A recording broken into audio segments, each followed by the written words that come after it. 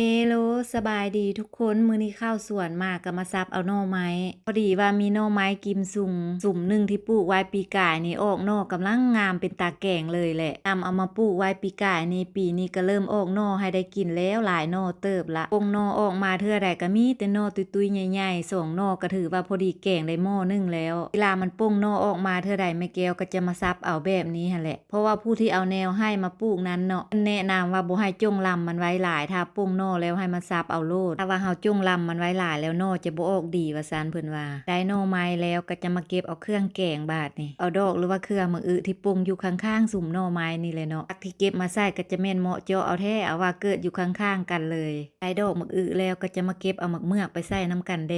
เมือกปีนี้ก็เป็นหลายแหละเก็บอยู่ทุกมือก็ใหญ่ออกมาทุกมือจนเก็บกินนำกับบ่ทันได้หมักเมือกแล้วก็จะมาเก็บเอาใบมะแคนไปใส่นำแดมีไผแดทุกคนเวลาเฮ็ดแกงหน่อไม้แล้วเอาใบมะแคนไปใส่นำหั่นนะถ้ายังบ่เคยคันมีแล้วลองเอาใส่เบิ่งเด้อแซ่บๆหอมๆแหละได้ใบมะแคนแล้วก็แนมเห็นยอดมะบวบก็สิเก็บเอายอดมะบวบนี่ไปใส่น้ำอีกเนาะได้ยอดมะบวบแล้วก็ยังผักขะแยงบาดนี่ก็สิมาเก็บเอาผักขะแยงไปใส่นำแดเก็บเอาผักขะแยงแล้วอีกสิ่งหนึ่งที่ขาดบ่ได้เวลาเฮ็ดแกงหน่อไม้เนาะสิ่งที่สำคัญสุดๆนั่นก็คือใบยานางนี่แหละเครื่องหรือผักทุกอย่างที่จะใส่แกงหน่อไม้เนาะอยู่สวนแม่แก้วก็ถือว่าค่อนข้างมีครบเลยแหละเวลาที่ย่างเข้าสวนมาก็ถือว่าได้เครื่องทุกอย่างครบจบอยู่บ่อนเดียวนี้เลยเนาะอันที่จริงคันเฮาบ่คานเนาะปลูกหั่นปลูกนี่ไว้ก็พอได้อยู่ได้เก็บได้กินอยู่ได้และอีกอย่างสิ่งที่เฮาเก็บมาสดๆใหม่ๆแบบนี้หั่นน่ะเวลาจะนำมาเฮ็ดเมนูได้ก็ถือว่าแซ่บเนาะแถมยังปลอดภัยไร้สาร 100% อีกหลังจากที่ไปเก็บเครื่องทุกอย่างมาแล้วเนาะแม่แก้วก็จะนำมาปอกมาจักมาซอย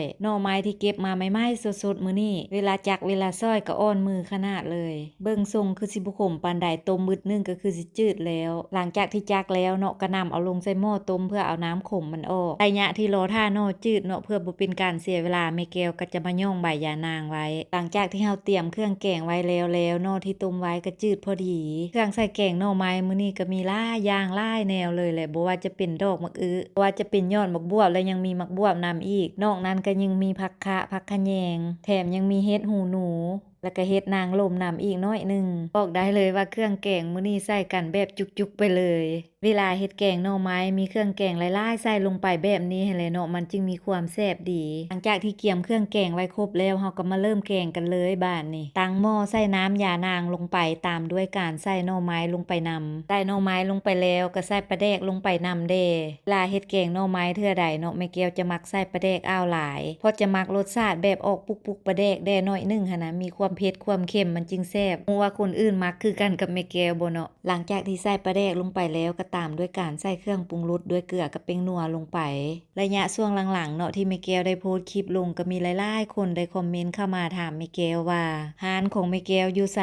อาหารที่แม่แก้วเฮ็ดแม่นแม่แก้วเฮ็ดขายบ่แม่แก้วก็จะถือโอกาสมาตอบทุกคนอยู่ในคลิปวิดีโอนี้เลยเนาะอาหารที่แม่แก้วเฮ็ดแล้วนำมาลงแต่ละครั้งก็คือแม่แก้วบ่ได้เฮ็ดขายเนาะเป็นอาหารที่แม่แก้วเฮ็ดกินประจำวันนี่แหละเวลาหลายคนเห็นเนาะก็เลยอยากกินอยากชิมเพราะว่ามีหลายเมนูเนาะที่หลายคนเห็นแล้วว่ายังบ่ทันเคยกินเคยชิมก็เลยอยากลองอยากชิมว่าซั่นอันที่จริงเมนูอาหารที่แม่แก้วเฮ็ดลงแต่ละครั้งส่วนใหญ่ก็จะเป็นเมนูพื้นบ้านอาหารลาวดั้งเดิมแท้ๆโดยความว่าอาหารจำพวกแบบนั้นเนาะขบวนการและวิธีในการเฮ็ดมันก็จะค่อนข้างยุ่งยากแดเพราะฉะนั้นบางเมนูก็จะบ่ค่อยปรากฏเห็นคนนิยมนำมาเฮ็ดขายกันนอกว่าจะเฮ็ดกินเองเท่านั้นจึงจะได้กินในทุกมื้อนี้เนาะ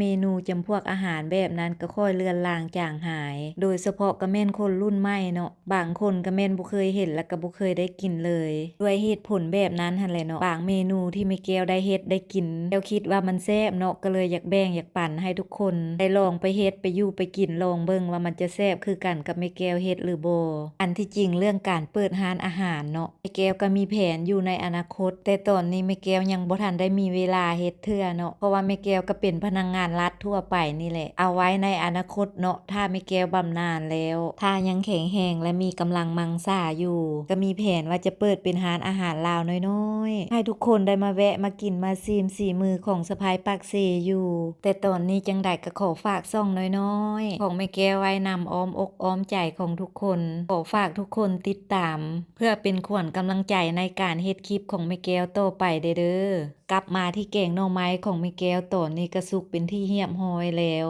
เป็นจั่งใดทุกคนสำหรับเมนูแกงหน่อไม้เป็นเมนูโปรดของไผเด้เนาะสำหรับแม่แก้วแล้วก็ถือว่าเป็นอีกเมนูหนึ่งที่ว่าแม่แก้วหั้นน่ะมักกินสุดๆกินยามใดก็ถือว่าแซ่บยามนั้นบ่มีเบื่อเลยสำหรับแม่แก้วแล้วเนาะถ้าอยากกินแกงหน่อไม้ให้แซ่บต้องแกงกินตอนสวย และก็ตำบักหุ่งมาใส่นำเด้เวลากินแล้วบ่ฮู้ว่าเป็นหยังเนาะสองเมนูนี้ถือว่าเข้ากันสุดๆเลยแหละตอนนี้แกงหน่อไม้ของแม่แก้วก็สุกพร้อมเสิร์ฟได้แล้วมาเด้อทุกคนมาสดแกงหน่อไม้ร้อนๆแซ่บๆนำแม่แก้วนำกันสิมีไผสนใจมากินเมนูบ้านๆแบบนี้นำแม่แก้วอยู่บ่เนาะถ้ามีไผสนใจมาเด้อครัวแม่แก้วยินดีต้อนรับเสมอสำหรับคลิปวิดีโอนี้ขอจบเพียงเท่านี้แล้วพบกันในคลิปใหม่ก่อนไปขออวยพรให้ทุกคนจงใช้ชีวิตใน